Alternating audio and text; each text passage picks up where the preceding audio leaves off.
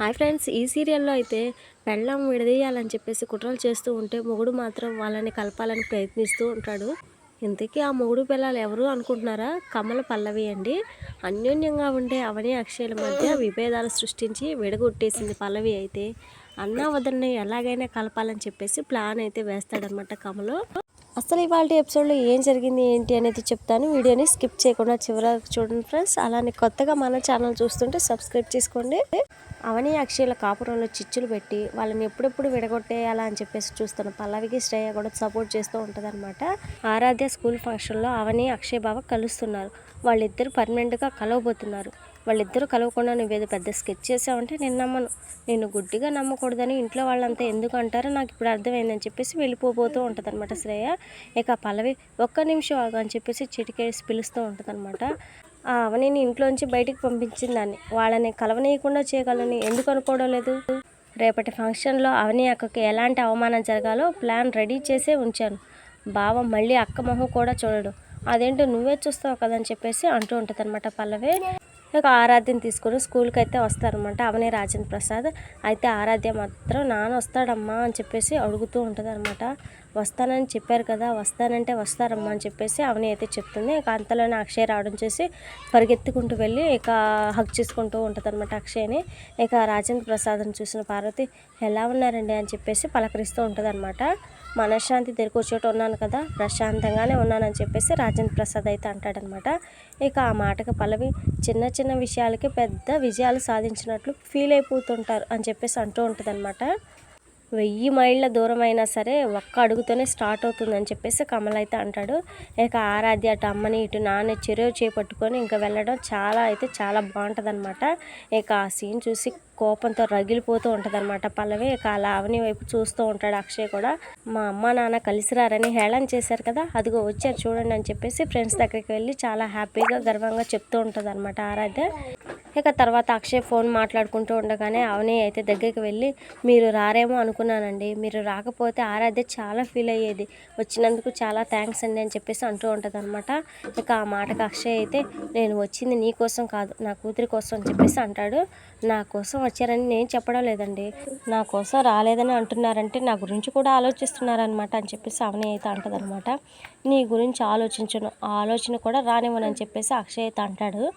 ఆలోచన మారినప్పుడు మీ అభిప్రాయం కూడా మారుతుంది, నా కోసం మీరు తప్పకుండా వస్తారని చెప్పేసి అవని అయితే అంటదనమాట. అది నీ భ్రమ అని చెప్పేసి అక్షయ్ అనడంతో నాది భ్రమ కావచ్చు, రేపు అనేది మాత్రం నిజం, మీరు నా కోసం వచ్చే రోజు దగ్గరలోనే ఉందని చెప్పేసి అంటూ ఉంటుందన్నమాట.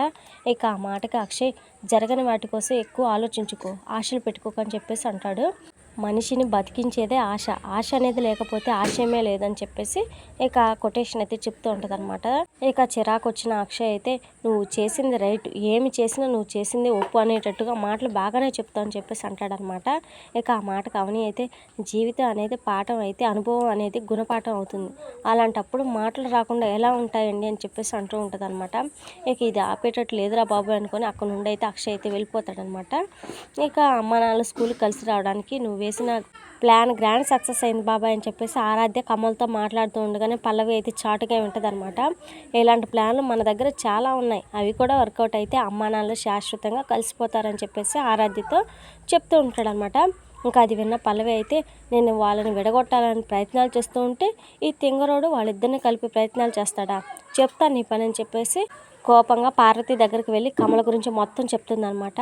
మీ చిన్న కొడుకు నా మొగుడు ఆడుతున్న గేమ్ ఇది, కమల ఆరాధ్యాలతో కలిపి అవని అక్కి ఈ డ్రామా అంతా ఆడిస్తుంది, అవని తప్ప ఇలాంటి ప్లాన్లు ఎవ్వరూ వేయలేరు, కావాలని బావగానే ఇక్కడికి రప్పించిందని చెప్పేసి అంటూ ఉంటుంది అనమాట. ఇక ఆ మాటగా పార్వతి అయితే అవని దగ్గరికి కోపంతో వెళ్తుంది.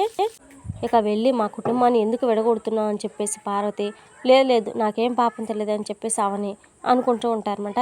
పల్లవి అయితే ఇష్టం వచ్చినట్లు తిడుతూ ఉంటుంది అనమాట అవనిని. ఇక అవని అయితే మీతో గొడవ పడాలని నేను అనుకోవడం లేదు, కుట్రలు మోసాలు నాకు తెలియదు అని చెప్పేసి అంటూ ఉంటుంది అనమాట. ఇక ఆ మాటకు పల్లవి అయితే చేసిందంతా చేసి నాటకాలు ఆడుతున్నావు అని చెప్పేసి అంటూ ఉంటుంది అనమాట. నోటికి వచ్చినట్లు ఆగితే మర్యాదగా ఉండదు, నేను నీలా మాట్లాడితే తర్వాత ఏమవుతుందో నాకే తెలియదు, నా బ్రతుకు నేను బ్రతుకుతున్నా, నా కూతురు నేను చూసుకుంటున్నా, మనుషులు మారుతారని ఎదురు చూస్తున్నా తప్ప తప్పులు చేయడం లేదని చెప్పేసి అవని అయితే అంటదనమాట.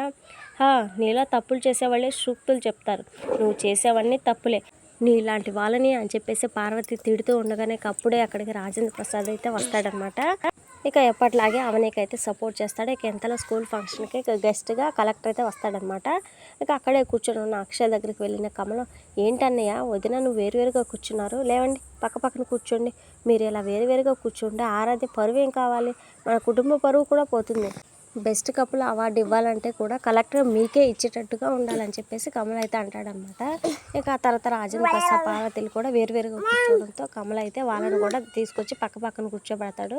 అబ్బా కూర్చోండి, మీరు వేరువేరుగా కూర్చుంటే అస్సలు బాగోదు, అది మన కుటుంబానికి ఆరాధ్యకి అవమానం, కూర్చోండి అని చెప్పేసి అంటాడనమాట. ఇక అవని కూర్చోబోతూ తూలి పడిపోతూ ఉండగానే టక్కును పట్టుకుంటాడనమాట అక్షయ్. ఇది ఫ్రెండ్స్, మరి వాళ్ళ ఎపిసోడ్ ఇలా జరిగిందనమాట. ఇక నెక్స్ట్ ఏం జరుగుతుంది ఏంటి అనేది మిస్ అవ్వకుండా తెలుసుకోవాలనుకుంటే మరి మన ఛానల్ని వెంటనే సబ్స్క్రైబ్ చేయండి. Thank you.